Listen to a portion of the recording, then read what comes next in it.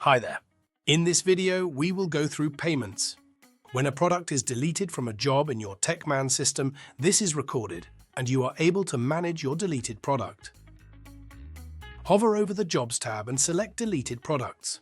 Here we'll see a list of all products which have previously been deleted from jobs and their corresponding information. We get a reference to the date of deletion, which user in the system deleted the product number, product description, quantity deleted, job number, stock source, and purchase order status. On the right-hand side, each product line will have a drop-down menu in which you can select from 3 options.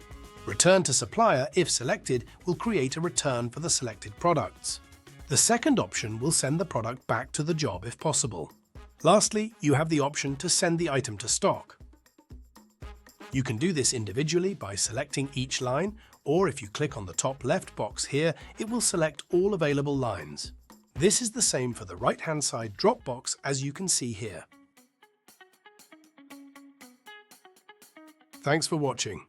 For further assistance, feel free to visit our help center to reach out to our support team. We're always here to help.